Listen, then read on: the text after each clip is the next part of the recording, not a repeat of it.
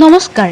বিগত বছৰৰ দৰে এইবেলিও দক্ষিণ কামৰূপৰ কৃতি ছাত্ৰ-ছাত্ৰীৰ লগতে তেওঁলোকৰ বিদ্যালয়সমূহক অভিনন্দন জনোৱাৰ অৰ্থে দক্ষিণ কামৰূপ ছাত্ৰ সন্থাৰ তৰফৰ পৰা এক বিশেষ অভিনন্দন অনুষ্ঠান আয়োজন কৰে। উক্ত অনুষ্ঠান মৰ্মে বহুকেইজন বিশিষ্ট ব্যক্তিৰ লগতে 2020 বৰ্ষৰ হাইস্কুল শিক্ষান্ত পৰীক্ষা আৰু উচ্চতৰ মাধ্যমিক চূড়ান্ত পৰীক্ষাত সফলতাৰে উত্তীৰ্ণ হোৱা কৃতি ছাত্ৰ-ছাত্ৰীসমূহ উপস্থিত থাকে। এই অভিনন্দন অনুষ্ঠানখন চৰকাৰে বান্ধি দিয়া সকলো নিয়ম নীতি মানি অনুষ্ঠিত কৰা হয়। এইবাৰ এই অভিনন্দন অনুষ্ঠানখন অনুষ্ঠিত হয় যদিও কৰোনা মহামাৰীৰ বাবে 30% ছাত্ৰ-ছাত্ৰীৰে অনুষ্ঠানটো সম্পন্ন কৰে।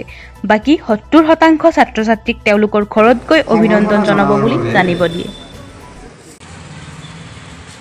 आज जो ऑल असम स्टूडेंट यूनियन ने जो तुमको कॉन्ग्रेचुलेशन के लिए ये जो प्रोग्राम ऑर्गेनाइज किया है, कैसा लगा तुम्हें?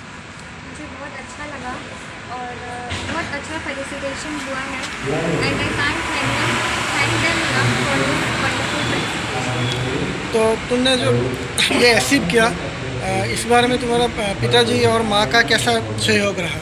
वो लोग बहुत सपोर्टिव थे, उन्होंने कभी मुझ पर कोई प्रेशर नहीं डाला और हमेशा ये बोलते थे कि अब छोड़ दो, अब बैठो हमारे साथ, थोड़ा टाइम स्पेंड करो, फ्री हो जाओ, तो वो बहुत मैटर करता है। तो तुमने पढ़ाई कितने समय किया था? मतलब डेली मेरा टारगेट होता था, ऐसा नहीं होता था कि कोई फिक्स्ड आवर्स इतना 6 घंटा या 7 घंटा, ऐसा नहीं मैं पढ़ती थी, बस डेली रूटीन टारगेट सेट करती थी और इसी को अचीव करती थी। अभी का जो नया जनरेशन है वो लोग मोबाइल व्हाट्सएप पर बिजी रहता है, इन लोगों को क्या बोलोगे तुम? सब चीज़ ज़रूरी है, एंटरटेनमेंट भी ज़रूरी है, लेकिन उतना ही करिए जितना आपको वो बेनिफिट दे, उससे ज़्यादा करेंगे तो वो आपको हैम्पर ही करेगा। Okay, thank you. সম্পূৰ্ণ অনুষ্ঠানেৰে আপোনালোকে কৰে, কিন্তু এইবাৰ সম্পূৰ্ণ কোভিড প্ৰট'কল মানি পেলাই আপোনালোকে অনুষ্ঠানটো অনুষ্ঠুপীয়াকৈ অনুষ্ঠান কৰিব। এই ক্ষেত্ৰত পৰৱৰ্তী পদক্ষেপবিলাক কেনেকুৱা হ'ব? আমি দক্ষিণ কামৰূপ ছাত্ৰ সন্থাই প্ৰত্যেক বছৰে দক্ষিণ কামৰূপ অঞ্চলৰ যিসকল ষ্টাৰ আৰু ডিষ্টিংশ্যন নম্বৰ লাভ কৰে হাইস্কুল শিক্ষান্ত পৰীক্ষাত, আৰু এই অঞ্চলৰ পৰা যিসকল ছাত্ৰ ছাত্ৰীয়ে হাইস্কুল শিক্ষান্ত পৰীক্ষাই হওক বা উচ্চতৰ মাধ্যমিক চূড়ান্ত পৰীক্ষাতে হওক যিসকলে ষ্টেণ্ড কৰিবলৈ সক্ষম হয়, সেইসকল ছাত্ৰ ছাত্ৰীক আমি প্ৰতি বছৰে সম্বৰ্ধনা জনাই আছোঁ। আৰু এইবেলিও আমি ছাত্ৰ ছাত্ৰীসকলক সম্বৰ্ধনা জনাবলৈ প্ৰয়াস কৰিছোঁ। কোভিডৰ আক্ৰান্ত কৰি হৈ আমাৰ অঞ্চল বা সমগ্ৰ অসম ভাৰতবৰ্ষ বিভিন্ন ধৰণৰ এটা সৃষ্টি হৈছে। গতিকে এই সৃষ্টি হোৱাৰ পিছত আমি এই অনুষ্ঠানটো আমি এইবাৰ অনুষ্ঠুপীয়াকৈ কৰিব লগা হৈছে।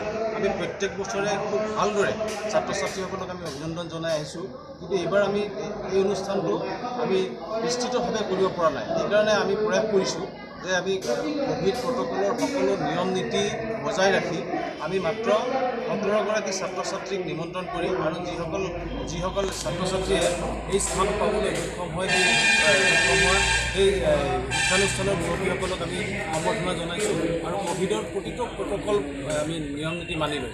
আৰু আমি এইখিনিতে ক'ব বিচাৰিছোঁ যে আমি প্ৰত্যেক বছৰতে এইবছৰো আমি সেইসকল সকলো ছাত্ৰ ছাত্ৰীক ষ্টাৰ আৰু ডিষ্টিংশ্যন লাভ কৰা সকলো ছাত্ৰ ছাত্ৰীক আমি সম্বৰ্ধনা জনাম, কিন্তু আমি মিটিঙৰ জৰিয়তে বা সভাৰ জৰিয়তে কৰিব নোৱাৰি। আমি কোভিড প্ৰট'কল ৰক্ষা কৰি আমি ঘূৰে ঘূৰে যোৱাৰ ব্যৱস্থা কৰিম। আজি ইয়াত অনুষ্ঠিত কৰিছোঁ এই অনুষ্ঠানখিনি, আৰু ইয়াত আজি আমি আৰম্ভণি কৰিছোঁ। আৰু আৰম্ভণি কৰি ইয়াৰ পিছৰ পৰ্যায়ত আমি প্ৰতিগৰাকী ছাত্ৰ ছাত্ৰীক ঘৰলৈ গৈ আমি ছাত্ৰ সন্থাৰ বিষয়ববীয়াসকলে ঘৰলৈ গৈ তেওঁলোকক আমি সম্বৰ্ধনাৰ ব্যৱস্থা কৰিম। গতিকে কোনো ছাত্ৰ ছাত্ৰী ভাবিব নালাগে যে আমি এইবাৰ ডিষ্টিংশ্যন পালোঁ, ষ্টাৰ পালোঁ। প্ৰত্যেক বছৰ দক্ষিণ কামৰূপ ছাত্ৰ সন্থাই আমাক সম্বৰ্ধনা জনায়, এই বছৰ আমাক কিয় নিমন্ত্ৰণ নকৰিলে এই কথাখিনি কোনেও ভাবিব নালাগে। কাৰণ আমি সকলোৱে সাৱধানতা অৱলম্বন কৰিব লাগিব, সকলো আমি জীয়াই থাকিব লাগিব। গতিকে আমি সকলোৱে তেনেধৰণৰ প্ৰয়াস কৰি কোভিড প্ৰট'কল নীতি নিয়ম সকলো মানি আমি এই অনুষ্ঠানটো আজি শুভাৰম্ভ কৰিছোঁ আৰু আশা কৰিছোঁ আমাৰ ভৱিষ্যত দিনত ছাত্ৰ ছাত্ৰীসকলে অধিক ভাল ফলাফল দেখাই তেওঁলোকে ভাল ৰিজাল্ট কৰিব পাৰিব।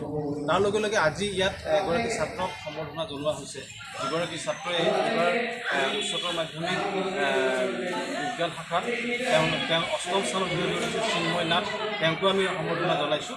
আৰু তাৰ লগে লগে আকৌ এগৰাকী ছাত্ৰক আমি সম্বৰ্ধনা জনাইছোঁ। বিশেষভাৱে এইবাৰ যিগৰাকী ছাত্ৰীয়ে এইবাৰ CBSE 10ম শ্ৰেণীৰ পৰীক্ষাত তেওঁ ভাৰতৰ ভিতৰত দ্বিতীয় স্থান পাবলৈ সক্ষম হৈছে আৰু নৰ্থ ইষ্টৰ উত্তৰ পূৰ্বাঞ্চলৰ ভিতৰত প্ৰথম স্থান পাবলৈ সক্ষম হৈছে সেইগৰাকী ছাত্ৰ ছাত্ৰীক আমি আজি ইয়াত সম্বৰ্ধনা জনাইছোঁ।